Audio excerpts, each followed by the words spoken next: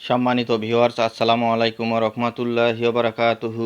আশা করি সবাই আল্লাহর অশেষ রহমতে ভালো আছেন, সুস্থ আছেন। এই চ্যানেল আর একটি নতুন গুরুত্বপূর্ণ ভিডিওতে আপনাদের সবাইকে স্বাগতম।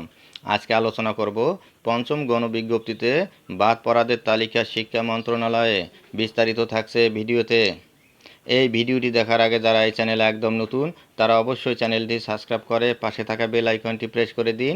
আর যারা ইতিমধ্যে সাবস্ক্রাইব করেছেন তাদেরকে জানাই অসংখ্য ধন্যবাদ। পঞ্চম গণবিজ্ঞপ্তিতে বাদ পড়াদের তালিকা শিক্ষা মন্ত্রণালয়ে।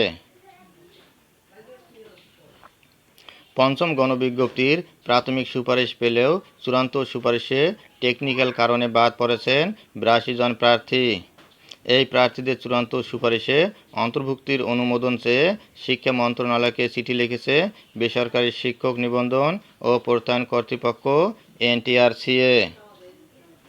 গতকাল বুধবার মন্ত্রণালয় এবং এনটিআরসিএ সূত্র দৈনিক আমাদের বার্তাকে এই তথ্য নিশ্চিত করেছে।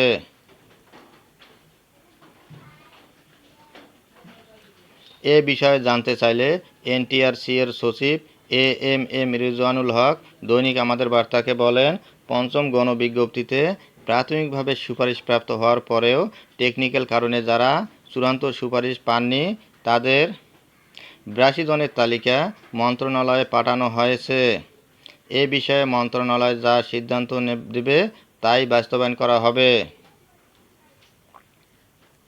মন্ত্রণালয়ে পাঠানো তালিকায় দেখা যায় আইসিটি, ফিন্যান্স, ব্যাংকিং ও বীমা, উৎপাদন, ব্যবস্থাপনা ও বিপণন বিভাগের প্রভাষক পদের প্রার্থীরা রয়েছেন, যাদের কাগজপত্র সঠিক থাকার পরেও টেলিটকের টেকনিক্যাল কারণে চূড়ান্ত সুপারিশ করা যায়নি।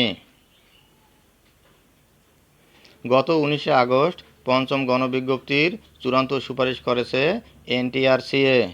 এতে পঞ্চম গণবিজ্ঞপ্তির আওতায় প্রাথমিকভাবে নির্বাচিত ২২,০৩৩ প্রার্থীর মধ্য থেকে ১৯,৫৮৬ জনকে নিয়োগের চূড়ান্ত সুপারিশ করা হয়। প্রসঙ্গত, গত ৩১ মার্চ বেসরকারি শিক্ষা প্রতিষ্ঠানে ৯৬,৭৩৬টি পদে শিক্ষক নিয়োগের গণবিজ্ঞপ্তি প্রকাশ করা হয়। এর মধ্যে স্কুল অ্যান্ড কলেজে ৪৩,২৮৬টি এবং মাদ্রাসা ও কারিগরি শিক্ষা প্রতিষ্ঠানে ৫৩,৪৫০টি পদে শিক্ষক নিয়োগ দেওয়ার কথা।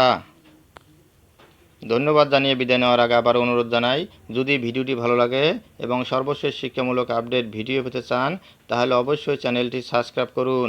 ধন্যবাদ সবাইকে।